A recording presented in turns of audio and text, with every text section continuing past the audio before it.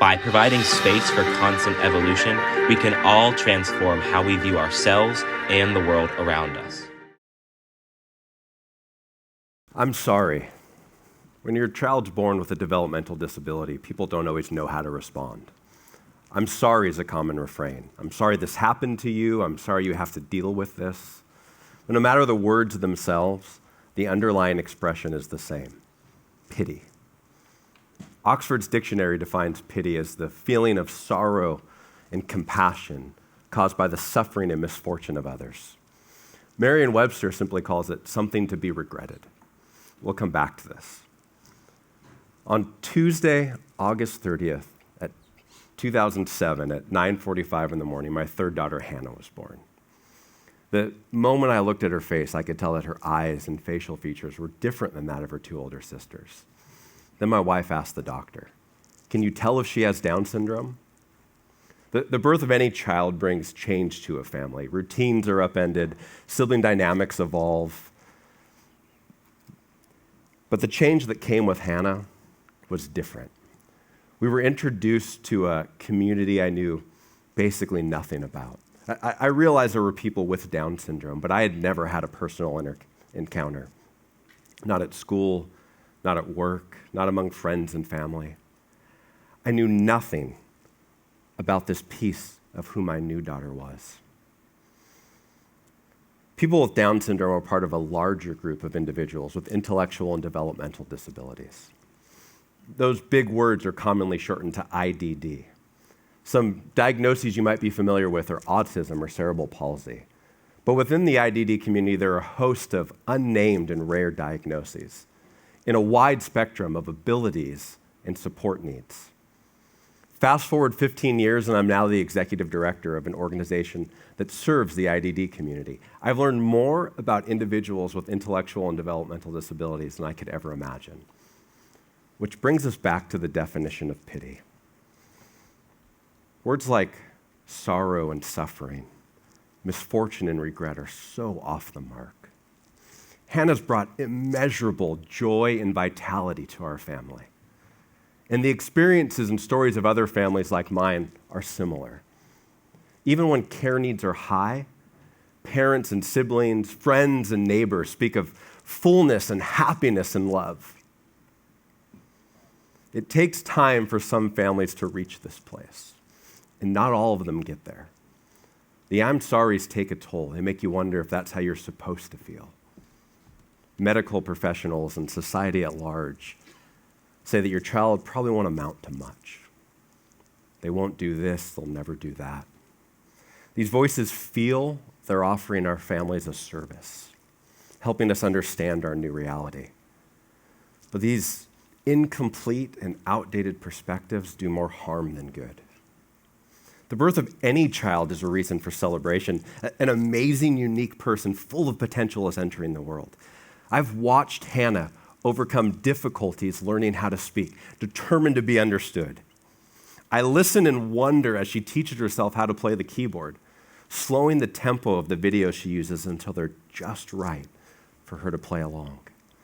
But Hannah's not the only one that's thriving. There's Jeff, an artist with a developmental disability. He speaks of his paintings and drawings with understanding and imagination that he then expresses with brilliant colors and fantastic scenes. And there's Michael, who with familiar refrains and enthusiastic hellos charms every person he meets, bringing a smile to their face and joy to their day. I'm the one who's supposedly able, as we might say. But Hannah's determination surpasses mine. And Jeff's creativity I could never match. And Michael's ability to connect with people at a personal level is something I wish I could do. Yes, Hannah's not going to create the next iPhone. Jeff's never going to work on Wall Street. Michael won't serve as the CEO of a Fortune 500 company. It's also likely that most of us in this room won't do those things, disability or not. If we define success as fame, fortune, and power, this presents a problem. But if instead we prioritize things like creativity and relationship and tenacity, then the ability of Hannah and Jeff and Michael comes shining through. So we've seen that ability can exist in places we might not think. But what about the need for supports? People with developmental disabilities use an array of supports. Some use AAC devices or text-to-talk apps to help them communicate their needs. Others need assistance with tasks like eating and using the restroom. Wheelchairs and mobility aids are common.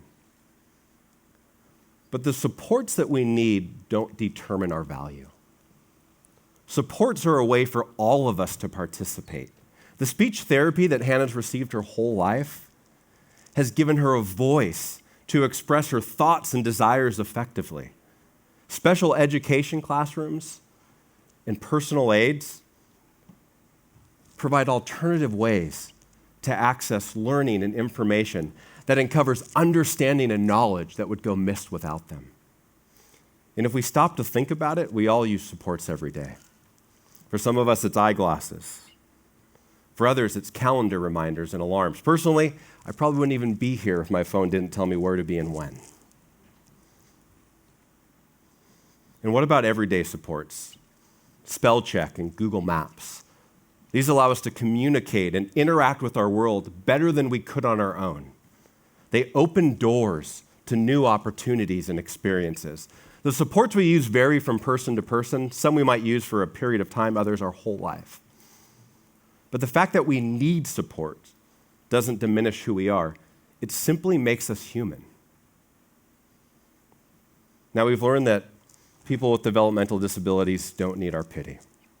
And we've seen that supports are an integral part of all of our lives.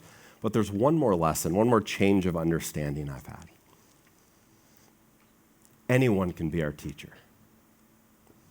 Who I am today is a result of lessons I've learned from people with developmental disabilities. I've learned the freedom of living life unhindered by social norms and the expectations of others. I've learned that time with friends and family is a worthwhile achievement all on its own. And I've learned what unconditional acceptance and true forgiveness really are. Those last ones were taught to me by Hannah when she was 3 years old. I had a serious problem with anger back then. I'd asked Hannah to do something. It was so insignificant that today I couldn't even tell you what that was. But she didn't do it as quickly as I wanted her to, so I yelled at her. She cowered against this narrow wall to the right of where I stood, tucking herself into a ball, her head down against her knees.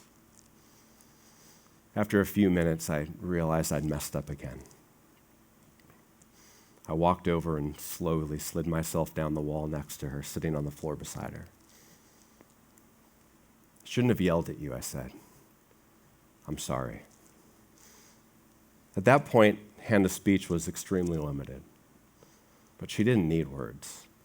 Without hesitation, she leaned her little body over against mine, her head still tucked down. She gently hugged my legs. Despite this being far from the first time that I'd lost my temper with her, she embraced me in my failure. She gave me another chance to get it right. She didn't let my faults stand in the way of our relationship. And at that moment, I realized I want to be more like Hannah. It was the starting point of me learning to deal with my anger. And Hannah set that in motion. So, no more I'm sorries and no more pity. They're not fitting and they're not needed. Instead, let's celebrate the lives and contributions of children and adults with developmental disabilities. And supports, let's see them as the amazing tool that they are, allowing all of us to live fuller lives. And finally, take the time to get to know somebody with a developmental disability. I mean, really get to know them. You may end up learning some lessons that will surprise you, and it just could change your life. Thank you.